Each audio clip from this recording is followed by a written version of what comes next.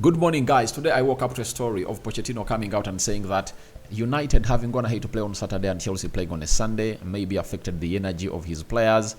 Guys, it's really a lie that a team that has not gone ahead to play in the Champions League and has been resting, and they've only come into action, when they're playing the Carabao Cup midweek, yet United has gone ahead to play almost 2 games per week, Champions League, Premier League, Carabao Cup, is being referred to as a team that really had gone ahead to rest a lot. I think Chelsea has gone ahead to get more rests than any of the Premier League teams. But as it stands, they are trying to obviously ridicule the players of Man United that they never deserved the win. But he lately came out and said United wanted the win more. The energy levels were really immense. And trust me, the club of United deserves the bragging rights. So Mr. Pochettino, don't take away the bragging rights from the players of Man United. Sit down and relax. Erik ten Hag outplayed you. The tactics he brought were really huge and they really played you off the park. And welcome to the United Matters channel. How are you guys and where are you watching us from? I go by the names of Rock and David. Smash the like button, comment and share. If at all you're watching us for the very first time, endeavor to subscribe to this channel so as not to miss out on stories that we do upload in here on a daily. We thank God for the gift of life, the Muslims, Barakallahu Fikum, and it's a good afternoon in my country. And don't forget to subscribe because we want to hit 17,000 subscribers before the end of this month, and we should keep the journey going. Let's go into the player ratings for the club of Man United as we won against Chelsea last night. Andre Onana, memorably for the save of Nicholas Jackson, and people will go ahead and really blame him for the goal, but I don't blame him a lot. He takes like 5% responsibility for that goal. 95% is about the 4 defenders that couldn't close down Kyle Palmer. That is it. 4 defenders that wouldn't really close down that man, and it's all about the central defense. That's why Erik ten Hag took off Lindelof and brought in Sergio Roglan. So I'm giving him a 6.5 out of 10. That is Andre Onana for you. And he had some good ball distributions, the long ones, the short ones, the chipped balls in the middle of the park. He was really doing great, and his composure was really great. And I think he's getting used to being a Man United goalkeeper, and we pray to it that he keeps improving day in, day out. 6.5 out of 10 for me. That is Onana. Right back, Diego Dalot. Diego Dalot was the right back, and defensively, he was good. Offensively, he was good. And at one occasion, you saw to it that he put in a very beautiful cross that saw Alejandro Garnacho really control and obviously failed to release Luke Shaw, and David went in for a shot. In the first half he put in like 3 crosses, and in the second half he put in like 3. So he averaged 3 crosses per game, and if at all he can be having both fullbacks averaging 3 crosses per game, that means those will be 12 in total in a full 90, and we can at least capitalize onto that. So that is it coming in from Dalot, and he gets a 7.5 out of 10 from me. We go to Luke Shaw. Luke Shaw really put up a show. As the left back, he closed down that area very well. That was disappointed in how the referee went ahead to easily give him a yellow card when he obviously went ahead to make a very huge contact onto Raheem Sterling. But he showed his professionalism and experience. Having gotten a yellow card around the 20th minute, Luke Shaw kept himself in the game, and he was not sent off for a full 90 minutes. And he really put up a show even in the central defense, because in the first half you saw to it that the team of Chelsea hit us on the break close to 3 times, and that line, that high line was really broken through, or was really played through. Then we found ourselves in a situation of really going nowhere. After all that, Erik ten Hag noted it and really took off Lindelof and really took Luke Shaw in the central defense, and in the second half, no time, they played through us, and that was a very good tactical move by the manager, Erik ten Hag. Luke Shaw, let me first show you his game by numbers before I really tell you his rating. Out of 10, 88% passing accuracy, 66 touches, 44 out of 50 passes completed, 4 clearances, 3 key passes, 2 out of 2 tackles won, 2 ground duels won. That is Luke Shaw for you, and for me, he takes an 8 out of 10 from my side. We go to Lindelof, a little bit He did a very good job, by the way, but I only blame him for that goal. That goal. He was the man who was in front of the other three defenders that were all swamping up Carl Palmer. And guess what happened?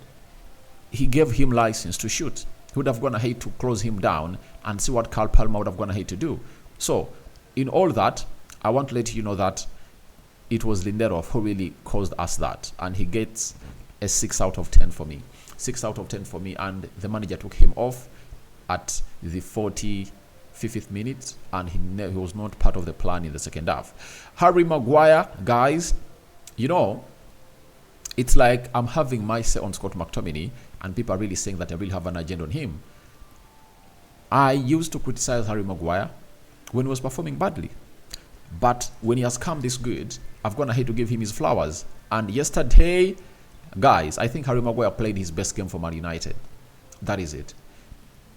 Because he was facing some good players, you know, Raheem Sterling, Mukalo Modric, Nicholas Jackson, Carl Palmer, you know. The way he really went ahead to make those 2 blocks, you know, were really important. The way he really composed himself and passed that ball was really great. And secondly, there is one attribute I've gone ahead to see about Harry Maguire in the recent games of Man United, and he even orchestrated it yesterday, or exhibited it yesterday on the field of play. He got that ball, and he could obviously make what we call inside tunnel runs. You know, he could make them, and it really looked nice for this guy. So Harry Maguire yesterday put up a very good performance, and I think he is really looking good. Though I don't think it's the plans of Erik ten Hag, because Erik ten Hag would on any day sell him and obviously get in some good money. And I think it's really good for the club of Man United that Harry Maguire is performing like that, because teams will come in through and obviously say, all right, we can now offer you £40 million in Harry Maguire. That is it. Teams will come in through and obviously offer that money for Harry Maguire according to the season he's having at the club of Man United. And he gets an 8 out of 10 for me. That is Harry Maguire. Then we go to the central midfield. You know, let's talk about Sofyan Amrabat, guys. And there is something I've gone ahead to read here, coming in from Statman Dave. He told us that Sofyan Amrabat recovered 11 balls yesterday night. No one did better.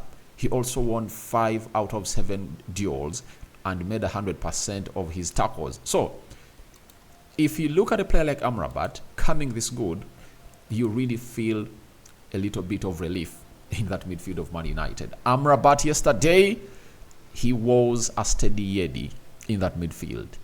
He was epic. He was top notch. He was really, really, really epitomizing that midfield. You know, he literally stepped on every blade of the grass at Old Trafford, and he put in the energy, positional discipline, no complacency, press resistance. He had some sloppy 2 passes at the beginning of the game, but when he went ahead to grow into the game, he really became a better and better player at the club of Manchester United. And I really believe he's becoming better and better with time. That is it coming in from Amrabat, and a lot will be said later, because if I'm talking about Amrabat, I can take a full hour discussing him. Now, his game by numbers: 92% passing accuracy, 61 touches, 45 out of 49 passes completed, 11 ball recoveries, 5 out of 7 ground duels won, 3 out of 3 tackles won, 2 out of 2 dribbles completed, and 1 key pass. And there are some interceptions he made in that midfield that resulted into us scoring. The first goal is because of Amrabat. The interception, he gets that ball, he plays it wide, and then Garnacho has a cutback. Harry Maguire hits it, and it deflects back to Scott McTominay. Scott McTominay takes a very good first touch and hits the ball into the back of the net to make it 1-0 for the club of Man United. And Amrabat, he gets an 8.5 out of 10 for me into that midfield. We go to the other player that played alongside him, Scott McTominay. 2 goals, and he really looked great. And I would love to obviously send to express my gratitude to Scott McTominay as one of those players that gives us what he has. You know, it's always bad to be having players like Marcus Rashford, players like Anton Martial, who have huge potential and they cannot obviously export it onto the field of play as expected. Just in 1 or 2 games they come up, they show us how good they are, but they cannot obviously live up to the occasion. But in this moment, I tell you, Scott McTominay is giving us what he has. And that's what I told you, that I'd rather have a player like Scott McTominay play other than a talented player who cannot really put in the shift. But if there is a talented player like Casemiro and Amrabat, then there is no way Scott McTominay gets into my team. No way. He cannot get into my team because all I know is simple, that he doesn't deserve to be there if at all those ones are there. But he scored 2 goals and put in a very good shift, especially when it comes to scoring goals. But he never did his duties in the midfield. So Scott McTominay's game by numbers: 95% passing accuracy, 41 touches, 21 out of 22 passes completed, 5 shots on target, 2 ground duels won, 2 goals. And he really did a lot on the night. That is Scott McTominay for you, and I'm giving him a 9 out of 10. That is what I'm giving Scott McTominay, a 9 out of 10, because he scored the 2 goals for the game, though he was not present in the midfield every time Amrabat needed him. But all in all, I can confirm to you that he put in a very good shift. Let's go to Bruno Fernandes, the captain, and what he had to do onto that night. Positional sense and discipline was really epic, and no Hollywood passes. The composure was really great, and the intensity and the way he obviously told the players to obviously go ahead and obviously maintain the press, because the primary press was being led by Rasmus Højlund. The secondary press, Garnacho, Scott McTominay, Anthony, and Bruno. They really pressed very well, and then Amrabat came on through and really added himself onto that press, and that really looked good and elite. So Bruno Fernandes, game by numbers: 88% pass accuracy, 74 touches, 38 out of 43 passes completed, 5 key passes, 3 crosses completed, 3 long balls completed, 1 big chance created. I remember it was the chance he created for Scott McTominay, and Scott McTominay had a free header and really headed it badly. Scott McTominay also in the post-match press conference said that he would have gone ahead to score a hat-trick if at all he had more composure in the 6 box area of Chelsea. Then there was 1 big chance created and 1 penalty missed. He missed a penalty, by the way, but we won the game, and that is the beauty of Bruno Fernandes. It takes an 8 out of 10 for me on the night. Then let's go to Anthony. Guys, he had a very good show. And at Old Trafford, he has gone ahead to play his best game at Old Trafford. You know, the energy, the unselfishness, his end product to the game was really great. He was so much focused, and he went ahead to put up a show that everyone went ahead to obviously believe that this guy is really miles and levels, and if at all he continues to obviously put up that, then no one will come out and obviously go against him, because he's putting in a shift that is really good. 77% passing accuracy, 52 touches, 23 out of 30 passes completed, 7 out of 12 ground duels won. Have you had 7 out of 12 ground duels won? 4 dribbles, 4 fouls won, 2 out of 3 tackles won, 1 key pass, 1 penalty won.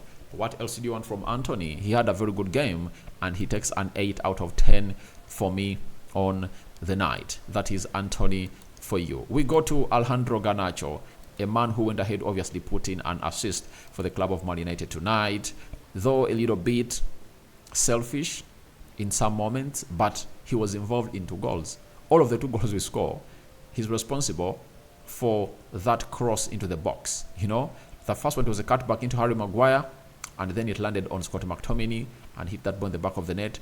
Second goal, he took it under his control and then chipped that ball onto the far post, and Scott McTominay headed it into the back of the net.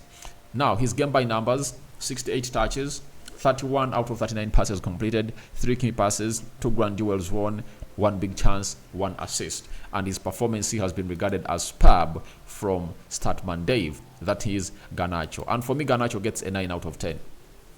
9 out of 10 goes to Alejandro Garnacho. Now, we go to Rasmus Højlund. Had only 1 chance and really utilized it, but the goalkeeper really stopped him from obviously making his effort count.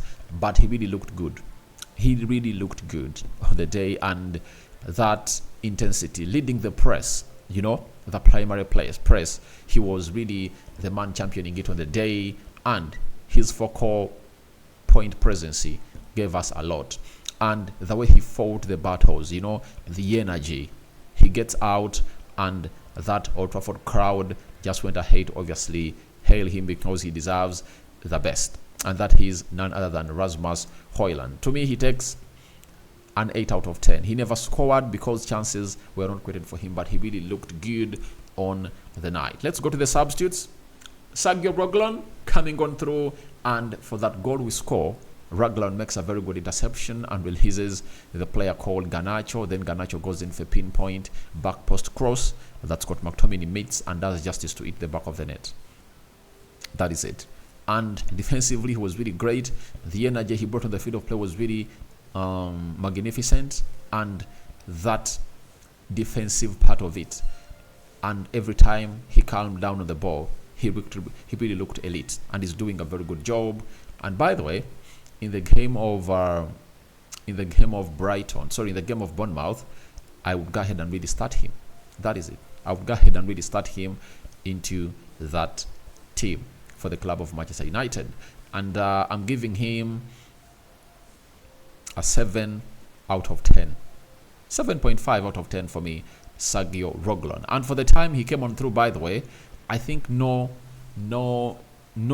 left back or no full back of Man United put in the crosses that he put into that 18 yards box of the opponent. And the way he surged in the final third was really magnificent and very, very, very threatening to the opponents. Then Marcus Rashford also came on through to play part into that game, and I'm giving him a 5.5. No energy.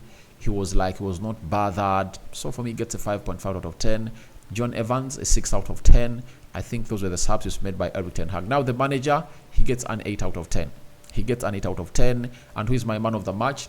It's none other than Scott McTominay. Because you have to give it to him. He comes in through, scores a brace, and wins the game for Man United. Scott McTominay is my man of the match. So guys, tell me who your man of the match is. The ratings we've gone ahead to give everyone. But if at all anyone goes for Garnacho to be the man of the match, I won't really oppose you, because I know what much Garnacho had to do onto the day. Now, may the living to God bless you abundantly. The Muslims Barakallahu Fikum. It's a Thursday. There are some other games we play today. Spurs is having a game against West Ham, and Newcastle is also playing against Everton. Bye-bye.